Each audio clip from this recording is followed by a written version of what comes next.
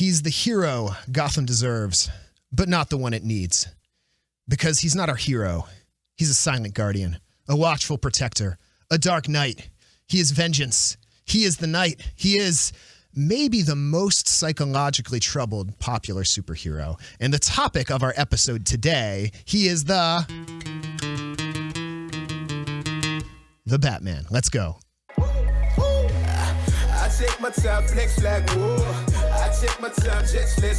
Welcome to Pop Culture Catechism, conversations about music, movies, and the longings of the human heart. Let's get started. How do I live now with the fear and the pain of my past? Can I really be good in a cruel, violent, unjust world? How do I respond to all this corruption and evil that I see around me? How can I protect the ones I love from it? And what defines who I truly am? You're in for a treat today, listeners, because our guest today is Jake Khym, psychologist and co-host of the Restore the Glory podcast. And we're going to talk about the psychology and the spirituality of Batman. My name is Mike Tenney. I am a Catholic speaker and worship leader from Washington, D.C. I spent over a decade teaching in Catholic education during the day while trying to make it famous as a rock star at night. And now I host Pop Culture Catechism, and I'm a speaker and worship leader, and I love talking with people about the things that matter, as well as things like Batman, which seem like they don't matter, but they also have some lessons for us. So my hope for you is that by the end of this episode of Pop Culture Catechism, you're going to not only have a greater appreciation for Batman, but you're also going to be able to have some things that you can take and put into your life so that you can love yourself and experience God's love more, and also share that love with the people around you. This is Pop Culture Catechism, the gospel according to pop music and movies. A special thank you to our patrons who make this show possible. Patrons, don't forget after this show to go to the Awaken app and check out the patron exclusive content for this episode, where me and Nick De La Torre will be talking about the Batman, the new Batman that just came out a few days ago. So we're going to be talking about Batman, all the various incarnations of Batman, just the character himself. But this will be a spoiler-free episode if you haven't seen the Batman, the Robert Pattinson Batman that came out just this year. So I'd like to introduce you to our guest, Jake Khym. Welcome to the show. Thanks for being here. Thanks so much, Mike. I'm really excited that you had me. Nice little riff on the guitar. Oh, thank you. Yeah, so I've been listening to the Restore the Glory podcast. So Alina, who's the wife of the president of Awaken Catholic, last time I was out here filming, she said, there's this podcast called Restore the Glory. You got to check it out. It's so good. So I gave it a listen, and it's like rocked my world. Like I cannot tell you, like I've been just so many, like I feel like I grew up with pretty great parents, pretty well adjusted, doing all right. And then you guys are bringing all stuff up. I'm like, oh man, I've got some work to do. And my listeners are used to hearing me get a little vulnerable. I actually, for the past couple months, have been going to therapy, which I'd never done before in my life. And it's because of your show. And I've been working through some stuff, and it's kind of been kicking my butt. And, but it's really good. So I am super grateful for your ministry. So tell me a little bit about yourself and what you do for the listeners that don't know you. Yeah, thank you. My name is Jake Khym. Like you said, I live just outside of Vancouver, British Columbia. I'm a husband to Heather Khym, but I like to jokingly call her the Heather Khym because she has a pretty cool podcast called Abiding Together that people know about. I'm the father of 3 kids. I have a 19-year-old Maria, a 16-year-old Judah, and a 15-year-old Eva. Love being a dad, love being a husband. That's where a lot of my stuff has come up to where I've needed to address my own garbage. But anyway, I run a ministry called Life Restoration Ministries. It's in that ministry that we really try to help people become fully alive. So we work in evangelization and formation, and we're really trying to awaken people and restore people to who Jesus is, as well as to who they were made to be. And so I get to work in all kinds of settings, and I have a private counseling practice. I've done that for about 20 years and do a whole bunch of other stuff as well. So. Well, thank you for your ministry. I feel like as one of your digital patients, I've reaped a lot of the rewards for your openness and your vulnerability in your heart. So just thank you for what you're doing. And listeners, if you're looking for a podcast that will help you go deeper into the spiritual life and your inner life, I highly recommend Restore the Glory. So, but we're here to talk about Batman. So Batman started in 1939, and he actually didn't have his own comic book. He actually started as part of a comic book on DC Comics called Detective Stories. So the first Batman appearance was in Detective Stories in 1939, and then very shortly after that, in 1940, he got his own comic book, and then since then, he's been in movies. There's been several TV shows, the Adam West TV show from the 60s, Batman the Animated Series when I was growing up, and that was where I really got to love Batman, and lots of Justice League since, and so many different incarnations from Michael Keaton to George Clooney and Val Kilmer. We don't really talk about those. To then Christian Bale, the reboot, the Christopher Nolan movies. I just rewatched those recently. They're really good, back about 10 years ago. And then Ben Affleck the last few years in the DC comics, and now Robert Pattinson in The Batman, which is more of I feel like they're always giving us a darker, grittier Batman. That's true. You know? That's totally true. Yeah. The last one wasn't dark and gritty enough, you know? Yeah, no kidding. No kidding. Yeah. So, who's your favorite, by the way? Who's your favorite? Oh man. So I think if I had to pick just one, I did like I'll talk more about the Batman movie in the Patron exclusive. I don't want to spoil it for people. I didn't like it, but I still think the Christopher Nolan, Christian Bale Batman for me is like Batman par excellence. And if I had to pick just like, if somebody didn't know anything about Batman and wanted to know it, I'd be like, watch Batman Begins. That is like, for me, top to bottom, it's the most thorough. It's the most cohesive. It's the best. So yeah. Amen to that. You agree? I think totally by far the best one. But anyway, okay, I'm sure we'll get into that. But you haven't seen the new one yet, have you? No. Okay. Well, it just came out, right? Yeah, it just came out. So when you'll have to let me know what you think. All right. So let's just talk before we get into some of the themes. Let's just talk artistically. Like, what do you like about Batman? You know, I've always been a superhero fan. And I think that's just fascinating to begin with, like the cultural interest in superheroes and all that, but we'll set that aside for a sec. But what I love about Batman is that he's like the one superhero where it's possible, right? It's kind of possible that an uber wealthy guy who basically becomes like a ninja almost, or is trained by these secret people. And I'm like, it's kind of possible. Like Superman, that's just not going to happen unless we don't know about somebody out there. But I love it because it's like, this could happen. This could actually, so it's more believable to me. I would have to say, agree totally about the Christopher Nolan and Christian Bale. What I loved about that is it was a bit more realistic. Now I'm going outside the Batman genre a little bit to talk about the Joker. Joker. Yeah, that's fine. Being a mental health person, I was fascinated by that movie. I thought that was incredible. That was like the making of the Joker. That's really dark. But anyway, I love that it's kind of real, and it's a little bit realistic. And I love how it's evolved into to me, the par excellence, like you said. Nice. Well, I mean, we can talk about the Joker a little long. Let's start with Batman, and then we'll see where we get. But I think we can talk about the Joker. I love exactly what you said. Like, I love that it could possibly happen, and I love the more realistic Batman, kind of like the Christian Bale, and the Robert Pattinson Batman was very much in that same vein. The Adam West Batman, it's a little campy, and I think the Batman and Robin, which I think was George Clooney, like I think that's the worst. Even as a middle schooler, I think I remember thinking to myself, this is the worst movie I've ever seen.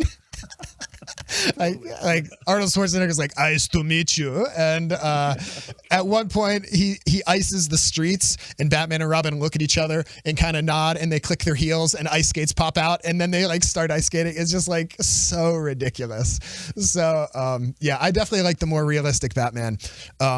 And I mentioned this before, but Batman the Animated Series, I think it's a sort of show. It was made for kids, but I think adults can appreciate it, and just really well done. So that's what I kind of grew up on.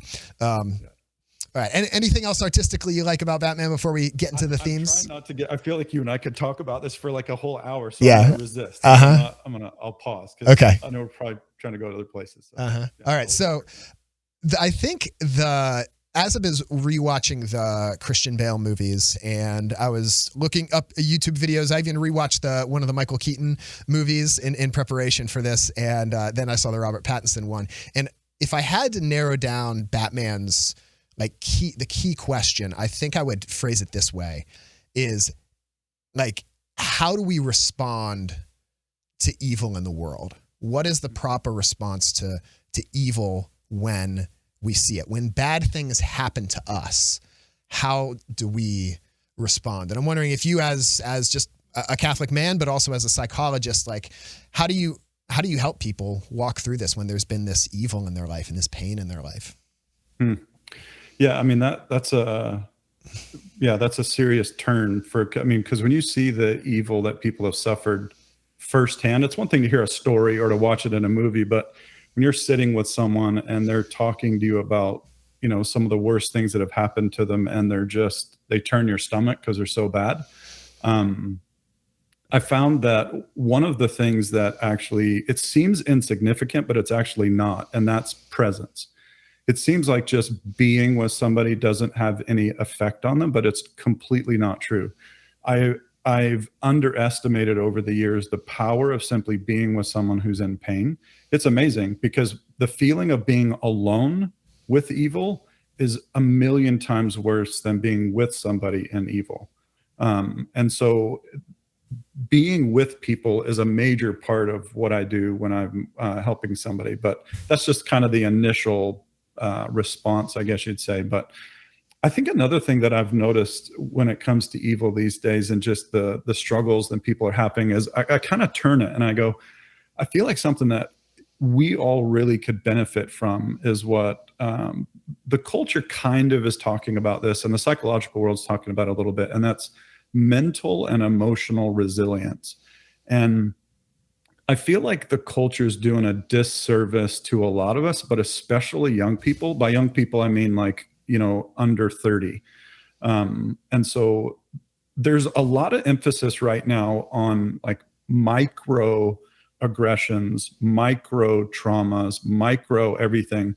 And it doesn't mean that those things don't impact you, because they do. That's not dismissing the experience at all. But as we zoom in and emphasize every little time somebody hurt my feelings, the problem with that is that you grow into a space of feeling like I should be able to feel good 100% of the time around any person, around anything.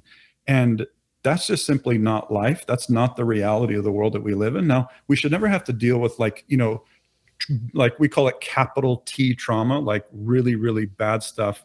No one should ever have to deal with that. Even the lesser stuff, it's not like we're supposed to deal with it, but resilience is a real thing. And I just feel like people, they become the victim of their circumstances instead of learning. And there's really ways to learn how to grow through difficulties that you've suffered. This is a bit cheesy and I'm referencing another movie, but it's really true. If you remember the movie The Lion King. Yes, cartoon, we did an episode on The Lion King.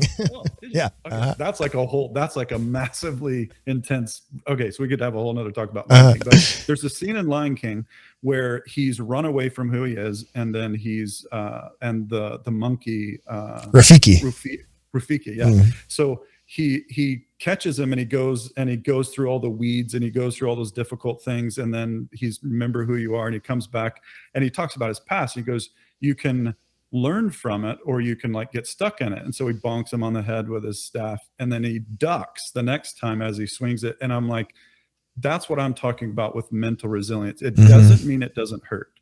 That's not trying to dismiss that it doesn't hurt. But if we just keep letting things hurt us, we stay in this position of never having the capacity to work through things. And that's something I feel like is a real disservice that we're doing to people these days, is not acknowledging bad things happen, but helping them learn how to navigate through them so that you build resilience. All right. So there's two things you mentioned. You mentioned presence, which is like, if I hear what you're saying like this is a way that you can help people who have gone through trauma. And if you've gone through trauma, like maybe find some people that can be present with you. And then you talked about resilience. So let's do presence first. So presence, it's interesting that you bring that up because what does Batman do? He isolates himself, right? Yep. He has Arthur and that's it. Really. Maybe he lets Catwoman in a little bit. Maybe he lets Ras Al Gul in a little bit, maybe there's a few little people, but most of the time he isolates himself. I am one man. I am the knight, and he thinks he's protecting people. And I've struggled with that too. Like, and my wife and I were just having this conversation the other day that, me listening to Restore the Glory and also going to therapy for the first time, like I'm like kind of in a fragile place the last couple months and like stuff is coming out and she's like, this is really good that you're like sharing this with me. It helps me love you better. And I'm like, but I am a man. And let me tell you something about being a man. I am strong and I don't have emotions, that's a real temptation to me is to be the happy guy, to be, to not have that strength, to not always be showing that outward strength. It can be a real mask that we wear.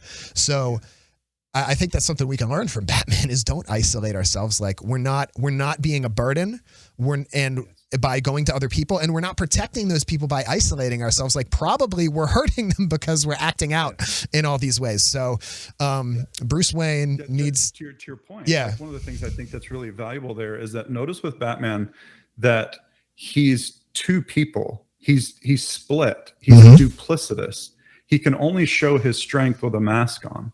And so the question is like, is it real strength? Now that's maybe getting a little bit, too philosophical with Batman. But for us and, in real life, it is very common that we wear masks and we feel like I have to put on this mask before I'm acceptable to somebody else. And that experience is actually an experience that makes people feel really alone. Yeah.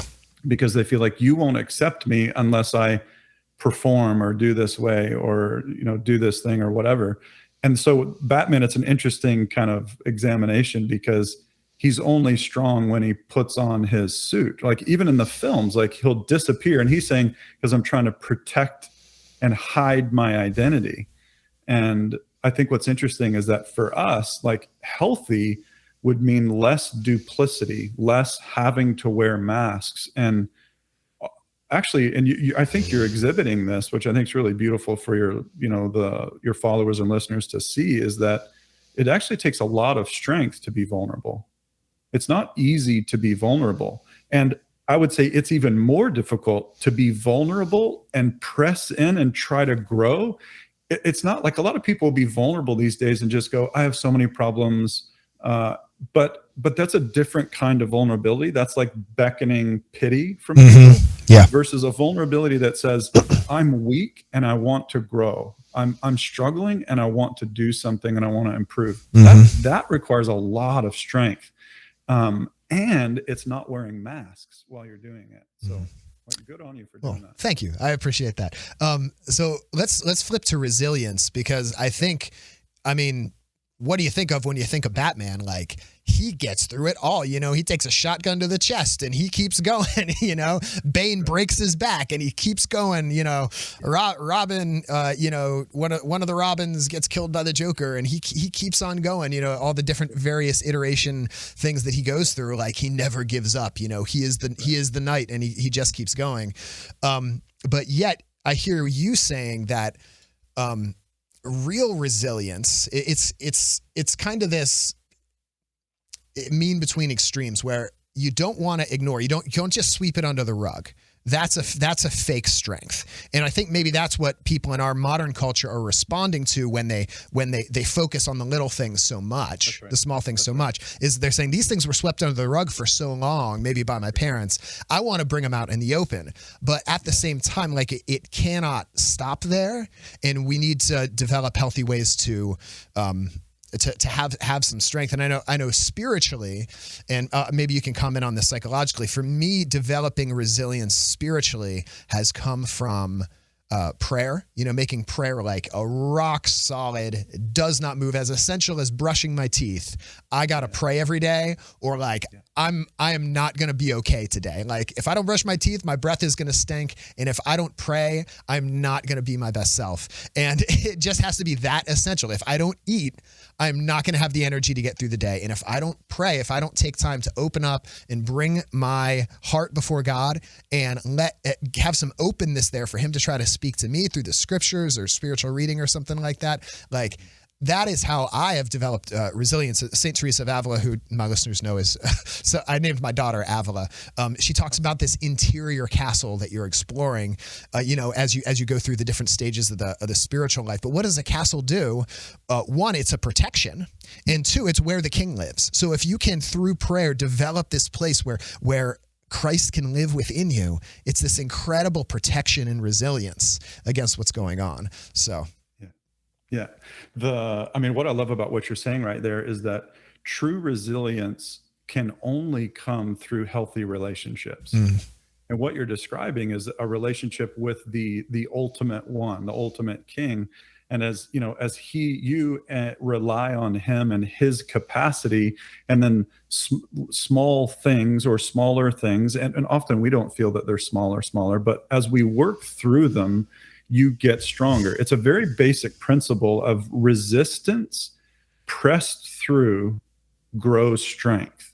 And we know this from like basic exercise. Like if I want to get stronger, I have to do repeated things that have some resistance against me, but they can't have too much resistance, because then I get defeated or I get crushed by it. Yeah. So it's like the right amount of resistance. If I can push and repeat that scenario, I actually get stronger. And it's the same with emotion, and our thoughts in our head. So we're always going to have negative thoughts like that. That's just something we can't get away from. But learning how to navigate the negative thoughts, that's where it's really powerful. Or we're going to have off emotions, but learning how to work through those emotions, that's where you can actually get stronger, because life is not meant, I don't think life is simply meant to live based on how you feel.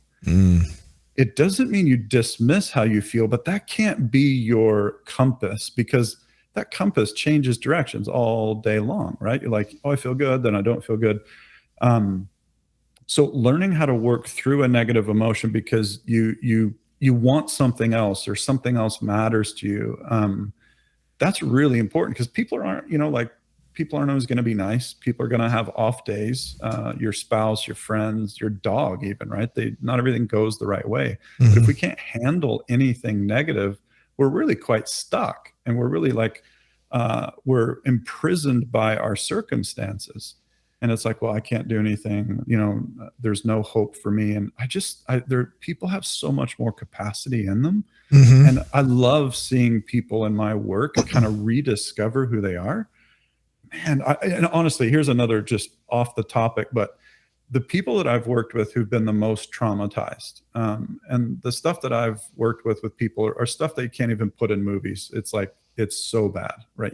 There's no rating for it. It's so bad. They are some of the strongest people I have ever seen. Their capacity to keep living when these terrible, terrible things have happened, and they walk through our world unnoticed. And I know all of us have suffered. All of us have struggled, have had suffering in our life. And the fact that we decide to keep, moving forward is incredible. Like, it's a sign of incredible strength and resilience. So I just want to affirm and bless the people who suffer. And that's all of us. Yeah. And I just want to encourage anybody who's kind of going, I can't do it, there's no hope. Like, one day at a time, a very simple tool is what's called a micro goal. Often we get overwhelmed by things and we go, oh my gosh, I can't get through this massive issue. And it seems so big. And it's true. It's overwhelming. You can set micro goals, which are very, very small things, and focus on a very small micro goal.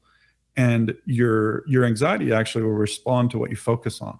So if you shift your focus to something smaller, your anxiety will respond and will follow your lead. When we just let our emotions go all over the place, we get overwhelmed. And so that's what a little bit of like resilience is. Hey, I'm not just going to let my interior castle just go crazy. I'm not going to allow everything to go bonkers. Yeah, I might have some off days, but okay, I'm not going to manage this whole section right now. I'm just going to focus in this room and I want to work on this thing for now. That's way more manageable and workable. Yeah, for sure. For sure. You know, what I was thinking of, when you were talking about presence before is how does Jesus respond to the injustice and the sin in the world is he comes to be with us. Emmanuel, God is with us, and he doesn't take away the suffering, at least not right away. Eventually, the book of Revelation says, you know, every tear will be wiped from their eye. There will be no wailing or crying anymore. And on that day, you know, it'll be amazing. But in this world, there is going to be some suffering. He promises us persecution. We're going to have to pick up our cross and carry it. But what does he do for us is he is present. He is here with us. He's gone through the worst things that anyone can go through, and he's here with us. He's gone to the depths of sin, to the depths of hell, and he is here with us in it. Something else, I've heard Bishop Barron preach on this, but it comes from the philosopher Boethius from like the early Middle Ages. He was taking some pagan philosophy about the wheel of fortune. There was this whole thing about you know, you're on this wheel and sometimes you're at the top of the wheel and life is good, and sometimes you're at the bottom of the wheel and life is bad. And there, you can find these medieval frescoes of, you know, people are different places on the wheel, and you're a king and then you're a beggar, and then that's just how life goes. It's up and down. And that we see that very much reflected in some of the villains in their response in Batman. Two-Face, what does he do to address injustice? He flips the coin, right? And there's chance. What does Joker say in The Dark Knight? He says there's a thing about chaos. It's fair. It's fair because everyone faces it. Now, here's where Boethius, the Christian philosopher, is taking that pagan understanding of fortune flipping on its head. Is there are Christian frescoes where in that wheel of fortune, in the center is Christ. In the center is Christ. And if you focus yourself on Christ, then you're not out here on the wheel. And whatever's going on the wheel, it doesn't matter because you're focused on Christ and you have that security and you have that fixed point where you are secure. And, you know, not that it doesn't matter because like life still sucks sometimes, but we can, you know, I would say that's kind of the Christian response to the Joker and Two-Face, where it's like, oh, it's chance and chaos, and at least that's fair. Bad stuff has happened to me, but if we can make bad stuff happen to other people too, then then that's some sort of distorted sense of justice, you know. So the other sort of justice I want to talk about is vengeance and revenge, because Batman, he always says, I am vengeance. And as someone who's worked with lots of hurt people, can you like talk about that? Like people are hurt. How do people, what are some unhealthy ways that people try to deal with that hurt when, you know, in vengeance, and what are some healthy ways, reconciliation? Can you speak to that a little bit? Yeah.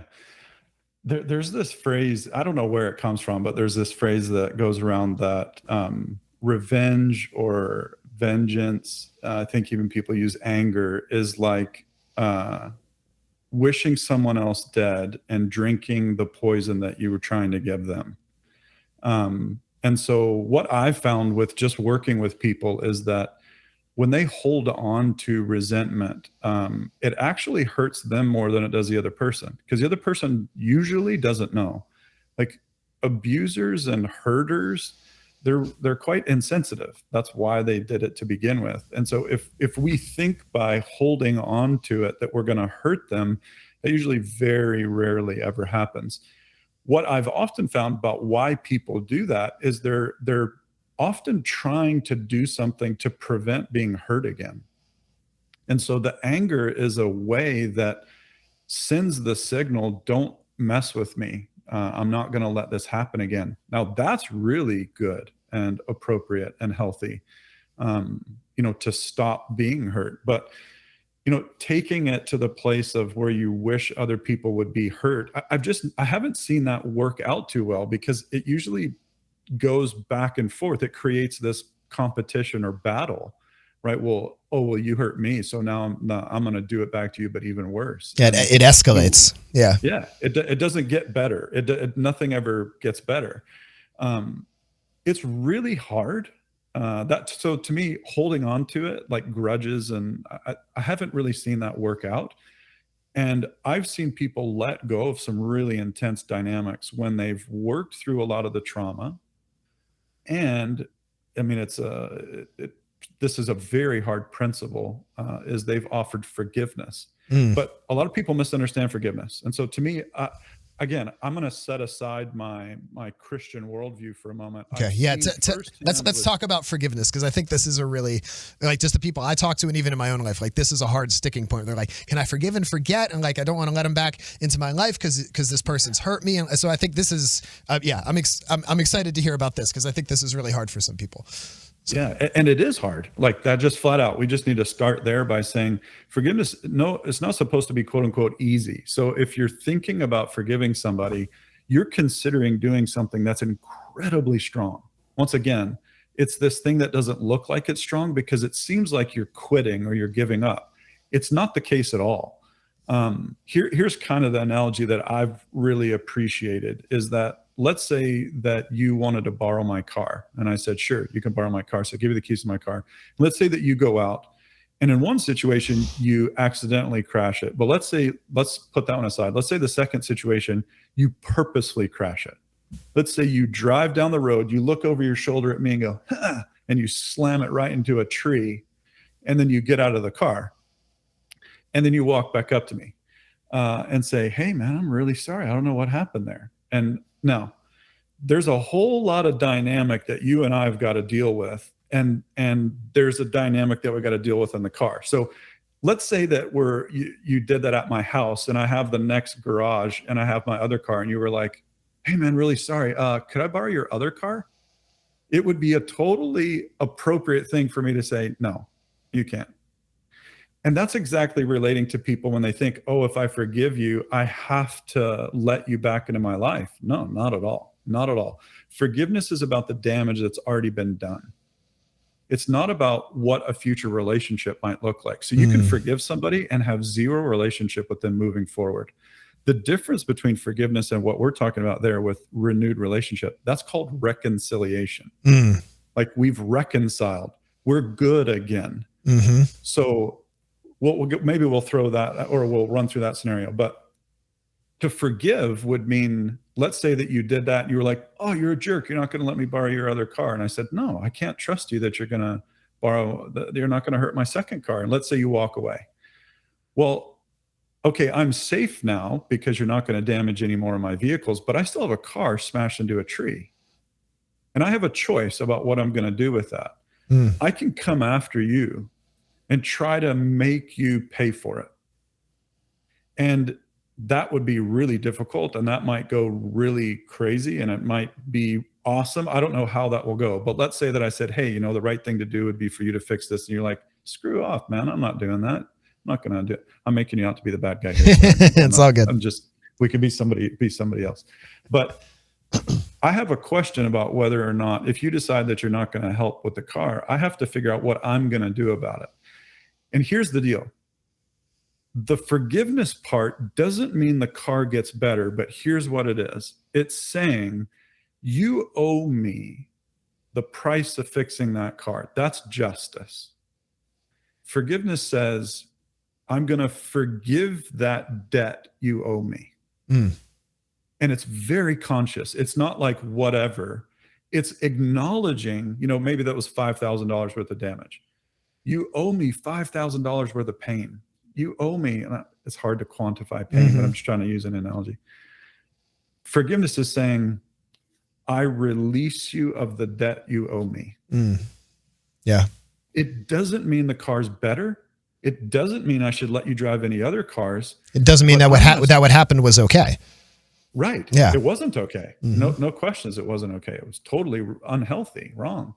It's easier to forgive if you did it by accident, but we still have a broken car. So when reconciliation, just very quickly, reconciliation would be like you coming up going, Jake, I'm so sorry. I was glancing over here, then a dog ran out and I turned and I hit the tree.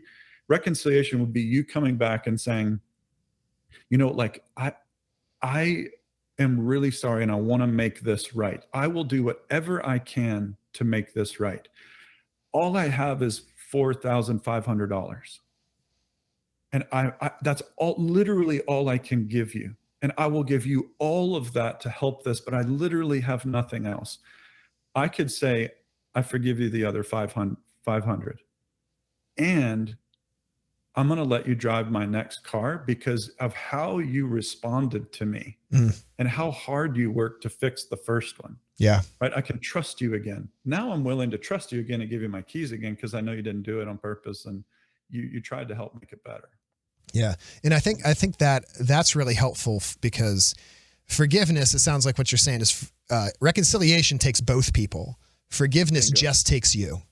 Right? And so I don't need to reconcile with this person that hurts me, but I do need to forgive if I want to move past this. And I think that's also helpful for if we are the offender, you know, recognizing that, you know, I can try to reconcile. Maybe that person doesn't want to reconcile with me. And also it makes me think of my relationship with God. Like some people are like, oh, I know God forgives me. Okay, but have you reconciled with God? Right? Have you actually gone and in prayer, in the sacrament, like brought yourself to God? Because I know with me and my wife, like stuff can happen between us and I know that she forgives me and she knows that I forgive her, but to speak about it and to bring it out in the open, that's an entirely different thing. And so I think this distinction is really helpful. And it's kind of like what Jesus says about love. When Jesus says love your enemies, he doesn't mean have good fuzzy feelings towards your enemies. He means, you know, love them in charity, even if you don't have those warm fuzzy feelings. And so forgiving someone doesn't mean it doesn't hurt me anymore. It doesn't mean I don't think about it anymore. I don't protect myself by setting up good boundaries. Forgiveness means, like you said, I'm letting go of this debt or trying to. And that happens like when Aristotle and Thomas Aquinas talk about our souls, like the different parts of our rational parts of our souls, they talk about the will, which is like what makes your decision. So forgiveness, as you're talking about, happens in your will. It's a decision you make.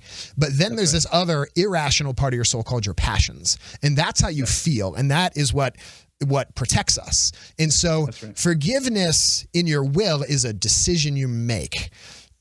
You know, how you feel about the person in your passions is more an emotional journey that's going to happen. You know, that's a much longer process, you know? Yeah, sorry about that. My phone's off. I didn't turn my sound off. Oh, it's all good. It's all good. Yeah, I mean, what you're saying there, I think is really like, there's a lot of value in the nuancing there because forgiveness can get really confusing. So, you know, let's take it, like if we pull it back to Batman, the question remains like, what would happen if Batman forgave the person who killed his parents? Yeah. You know, that's just a giant question. Now, here's the first thing it would do. It would not make for really cool movies. Like all the movies would be totally out the window.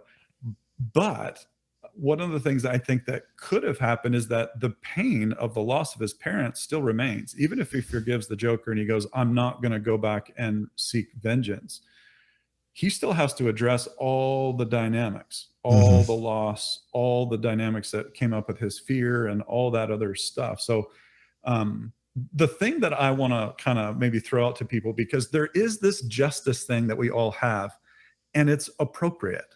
Like the justice thing is appropriate. Like when you go, but hold on, like I'm just not going to let them get off scot-free. You're right, because that's unjust. And that's why forgiveness is a radical thing. Yeah. But if we take it into the spiritual realm, so I'm just going to say, like, let's imagine that we had glasses that we could put on, and these glasses let us see what's going on in the spiritual realm. And just as a footnote, I adamantly believe and have a ton of experiences that confirm that there are things that exist that we cannot see with our physical eyes.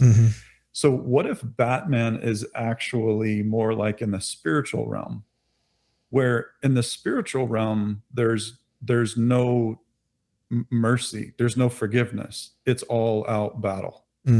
It's all out war. And so in that realm, it's like if the evil are like demons, and this is a loose connection, Batman's like Jesus, it's like, go get them, man. Go tear them up.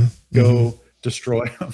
Like, because it's not human anymore, and it's in a different realm. So I thought about that a little bit. Maybe that's a stretch. But. No, but C.S. Lewis talks about that, like in his Space trilogy or whatever. Like when he's in like the Screw Tape Letters, he's like, you know, when you're dealing on the spiritual level, like demons, their choices are eternal. Like they're not coming back, you know. And so there's like you don't need to worry about forgiving the devil. Like that's your. One other thing I was going to say is one of the other ways that I think that.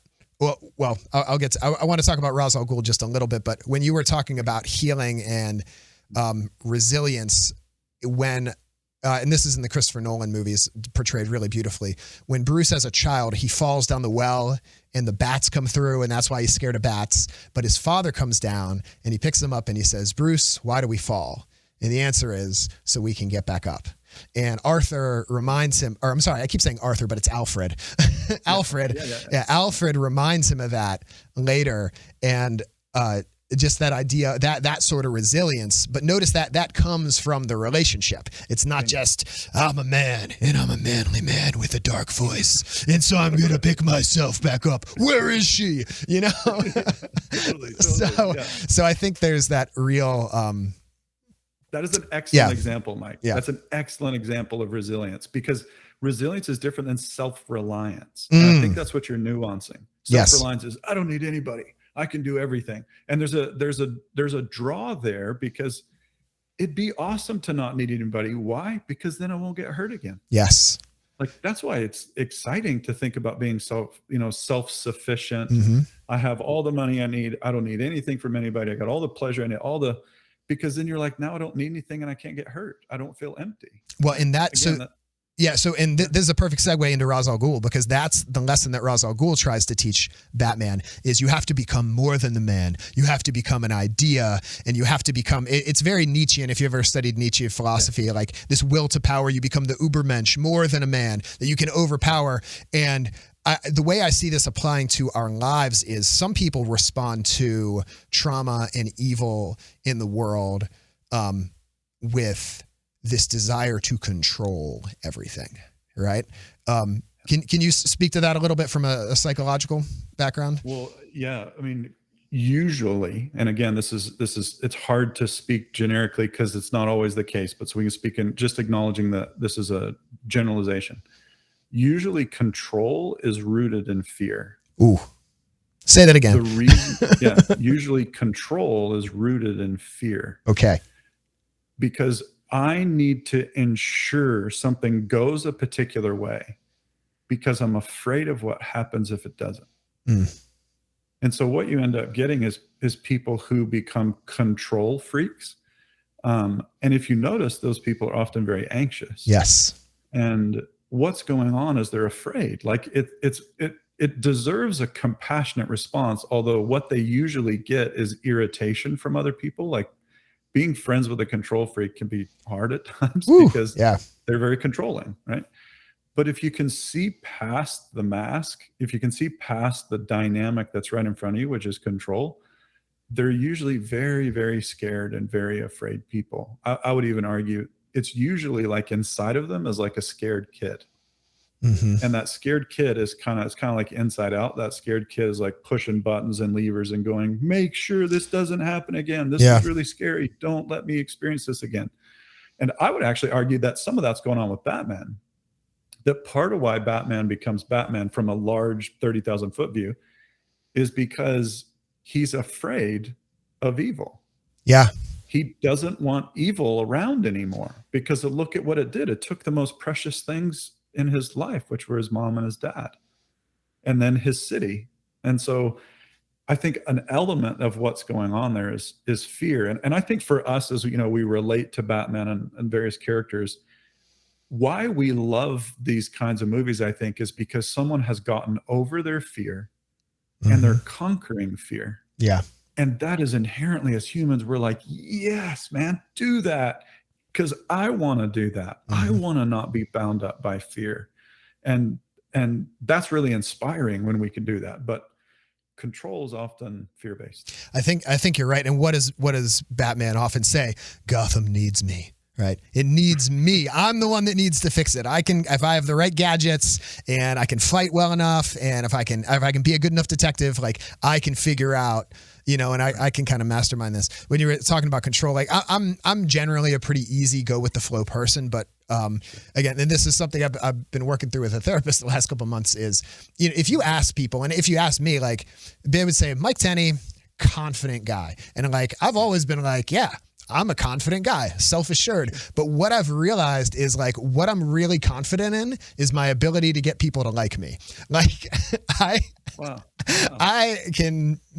I'm really good at getting people to like me and being personable. And with those moments when, and especially in those most intimate relationships where it's harder to always feel like you're being liked all the time, people with your family, like that is when like, oh, I can't get this person to always think I'm like a rock star or whatever. And just kind of realizing like, oh, I've thought of myself as a confident man for like 20 years, but really maybe I'm not as confident as I thought. And so it's forced me to go inside and go back to prayer and kind of go back to some things. And, I don't know. I feel like every 5 or 10 years, God has to rock my world and like teach me to trust him again. And I feel like that's happening right now with me. So anyway, that's just what made me think about that. That's a great example of the mask stuff. Just very quickly, it's like I've got to do it a certain way so that then I can, and you're realizing the mask dynamic. So yeah, I think that's just a cool example.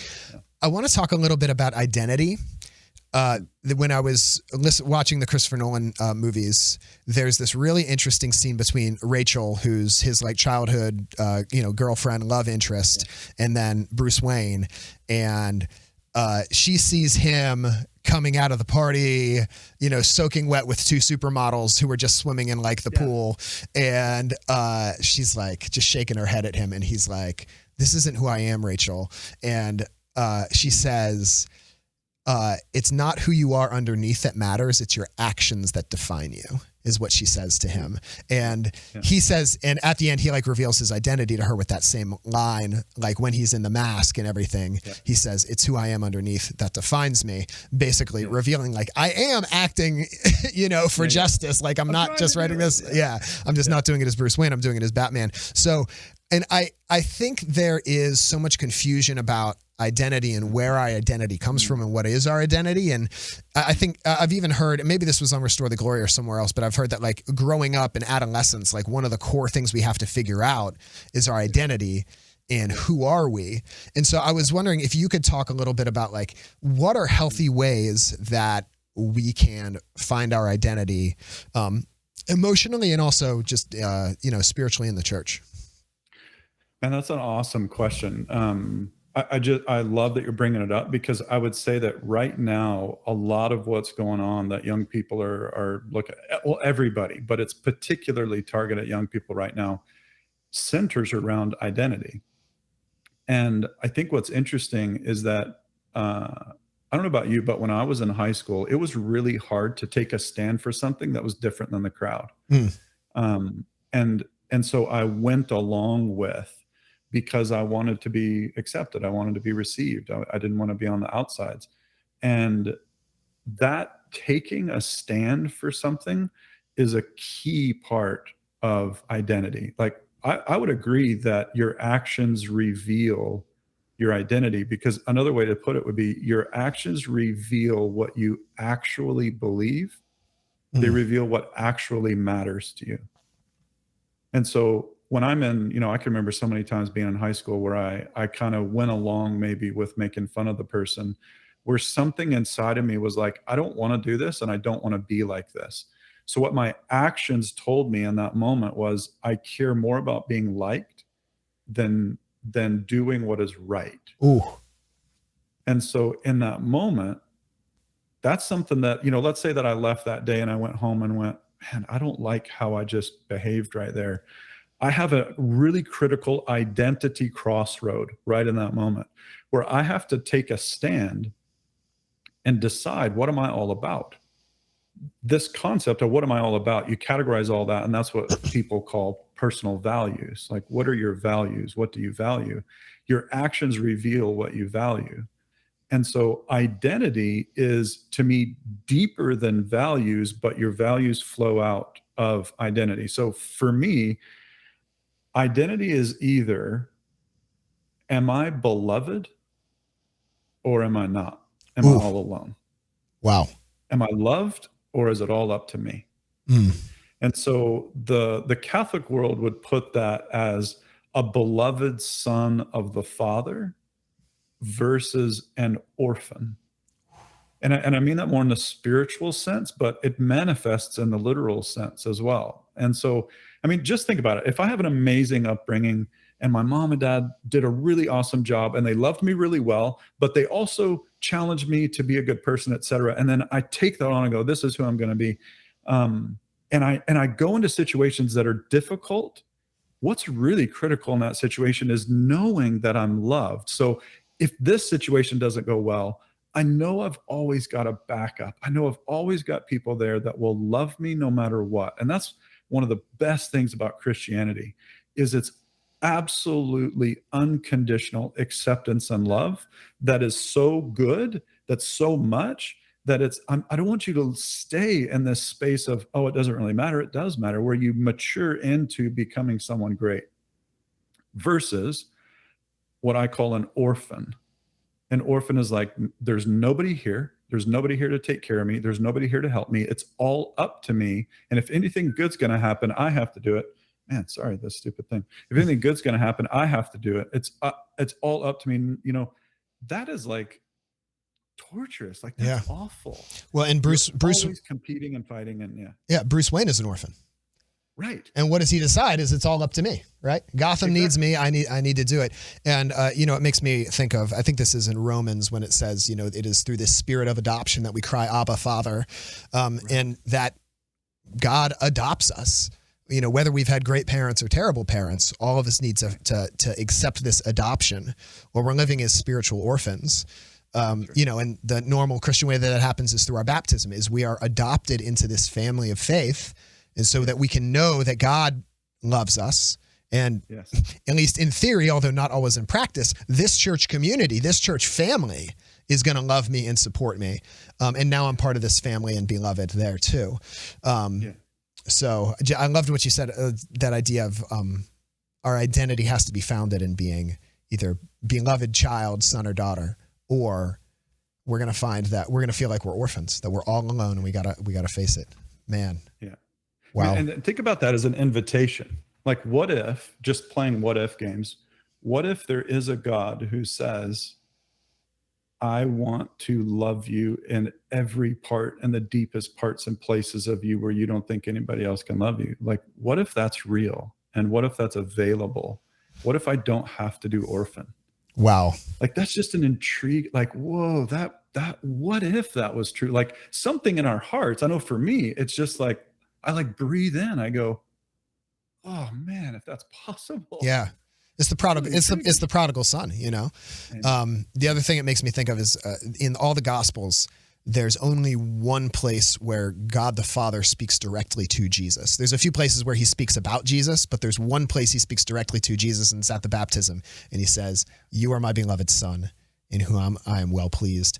And so, listeners, if you're listening to this and you're like, wow, this is hitting my heart, like a little recommended prayer meditation for you is, after this episode's over, like, find a time and just meditate on that passage from the baptism. And Jesus says the same thing to you. He says the same thing to me. Yeah. You are my beloved child, in whom I am well pleased. And that's something I pray with all the time when I'm struggling. So yeah. We need to know that we're beloved if we're ever going to work through stuff. So. Amen. So we're almost out of time, but you mentioned the Joker before. Can we talk about the Joker for a few minutes? All right. So the Joker is this kind of, he's portrayed different ways in different movies. He also has a million different people who have played him brilliantly. but he's kind of this agent of chaos. He never doesn't take the world seriously. He laughs at everything. He's a terrorist. He's super cruel, abusive towards Harley Quinn. Like he's just this awful person, but somehow we're fascinated with him. And then he wears this clown makeup, and a clown is supposed to be, something entertaining to children, kind of innocent fun. So, and then we just had that Joker movie that came out with Joaquin Phoenix a year or two back, and it's just this, he's made fun of, and like nobody seems to understand him. Like even his therapist doesn't even seem to really understand him, and his family doesn't seem to understand him, and he just kind of spirals into deeper and deeper into violence. And so were there things you wanted to say about that specifically? Yeah, well, what I love, especially the Joaquin Phoenix, like to me that is an incredibly good movie. Again, there's some dark parts to it, but what's interesting about that is that if you put Batman and Joker side by side, they have very similar stories. They have childhood wounds that significantly launch them into a particular way of life. I would argue without various interventions, Batman could have become the Joker easily. It's what happened to him along the way. It's the follow-up. So look, if you look at Joaquin Phoenix in that movie, you walk along with him and you go, look at his mom. His mom's clearly mentally ill. The Joker has mental illness. None of that's his fault. And like the opening scenes in that movie, like I was almost in tears watching this guy. He's just desperate to have somebody care about him. And he has this disease where he has this, maybe it's Tourette's. I don't know exactly what people would diagnose. I can't remember if they say it in the movie, but he has uncontrollable laughter.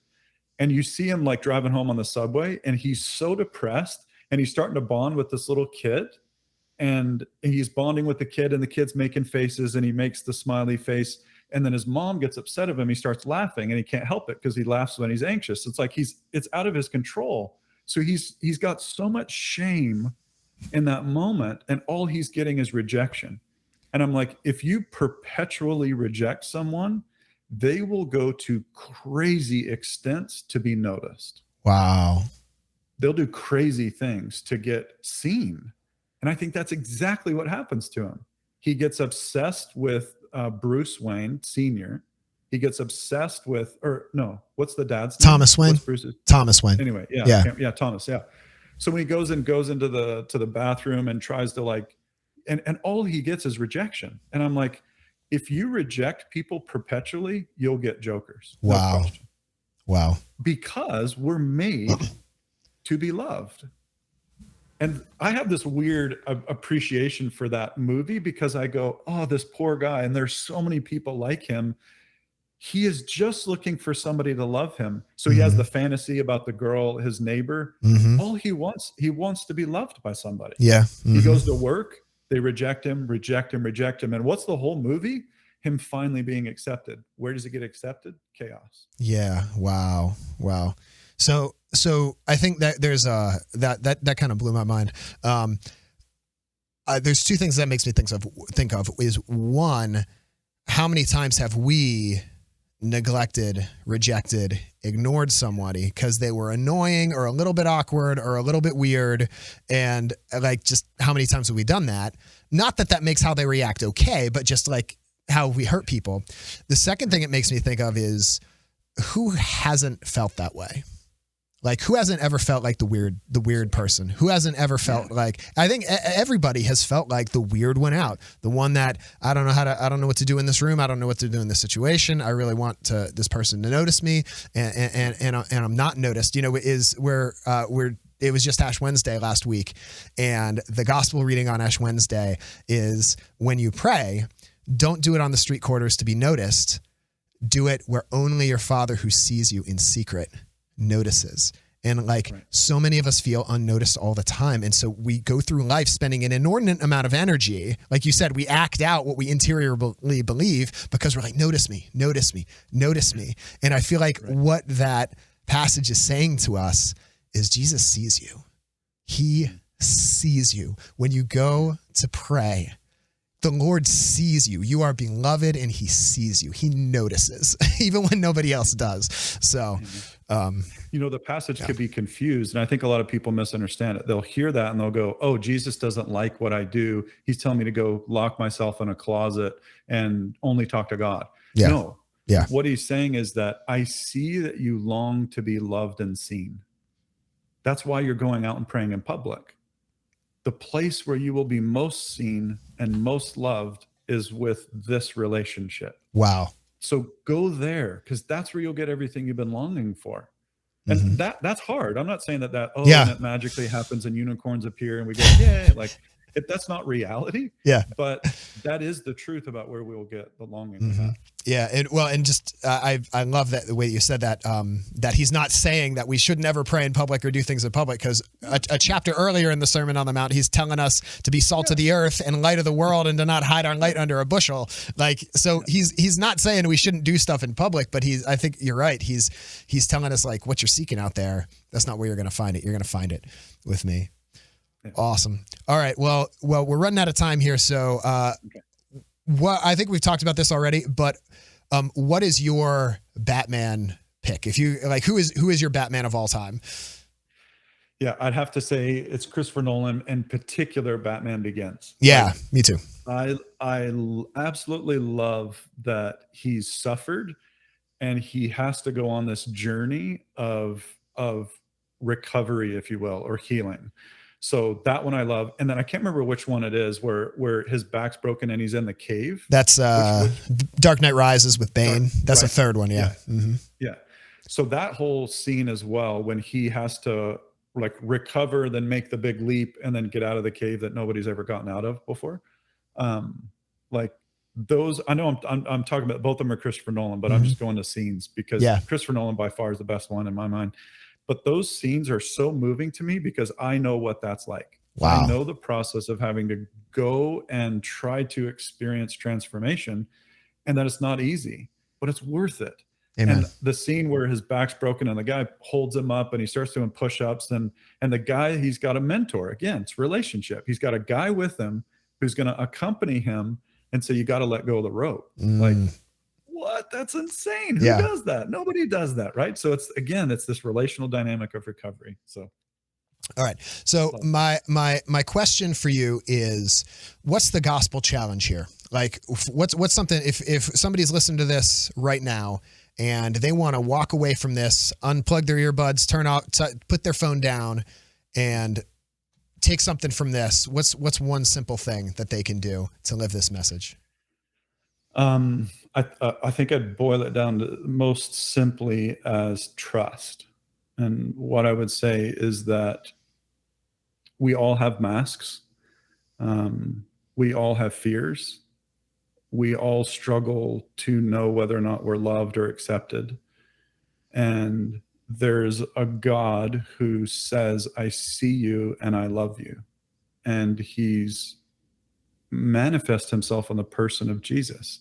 And that's not a fairy tale. Like, Jesus really existed. And so I think the question is, have I considered Jesus in this manner, that he's very grounded, he's brilliant, and he's after my heart? Like, he wants to be in a loving relationship with me so that he can give me everything I've longed for. It sounds too good to be true.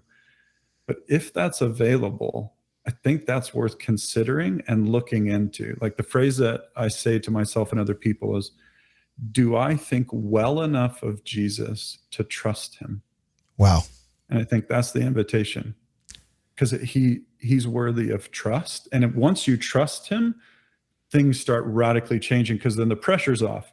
You don't have to be the Batman in your life. You don't have to take care of everything. Control goes down because you have someone who's with you and says, I'm here with you. I'll never leave you. I want to give you everything you need. I will provide for you. I was with you in the pain. I want to heal those memories of brokenness. Like, I personally don't know anything better than being in a trusting relationship with Jesus. I couldn't say it any better. That is a great gospel challenge. So, if you would, we're going to close out in prayer in a second. But tell the beautiful people where they can find you if they want to know more about Jake Khym.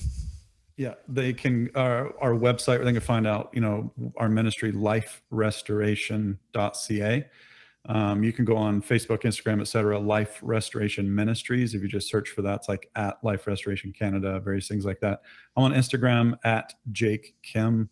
I don't post a lot on Instagram. I like just watching what other folks do. I post randomly, whatever. But if you want to see what we're doing, our Facebook and Instagram for our ministry, that's really, and then I'm on 2 podcasts. So Restore the Glory, the one we already talked about, but I also do one just for men that's called Way of the Heart.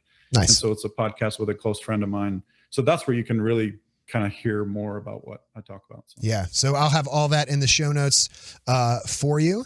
You can find me at popculturecatechism.com or MikeTenneymusic.com and all the places. So would you please, I often ask my guests if they would close us out with a prayer, just kind of reflecting on this. So if you would close us out, that would be great.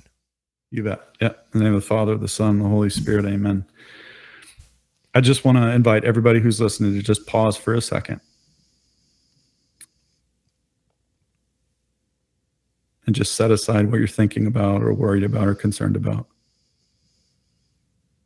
And I pray that right now, Jesus, you are alive and well and you're good and you're true and you care. I pray that you would touch each and every person right now with some measure of your kindness and affection and care and mercy. Help us to see you and know you, God. Jesus, in your name we pray. Amen. Amen. Amen. Thank you so much, Jake. This has been a wonderful conversation. It's like there were so many moments where my heart was just burning from what you said. So thank you so much. Check out Restore the Glory. And listeners, if you have appreciated this episode, I encourage you to share it with somebody. Share it with somebody you know who loves Batman, or just somebody, or just, text it to them and say, I think you would really appreciate that. And of course, the best way that you can support this show is by becoming a patron. Go to popculturecatechism.com and you can pick one of 6 tiers of giving on a monthly level. Pick something that fits your budget, something that fits your tithe. And with that, not only are you helping keep the lights on and everything that happens here at Awaken Catholic Studios and feeding our children and all those sorts of things, but also you get access to the exclusive content for every single episode. And right now in Lent 2020 is a great time to do that, because I am giving a Lenten lecture series on the greatest hits of Catholic spirituality, which is, we just got the first talk up, and that is going all the way through Lent. So if you're looking to jumpstart your Lent, we're also through the Awaken Catholic app.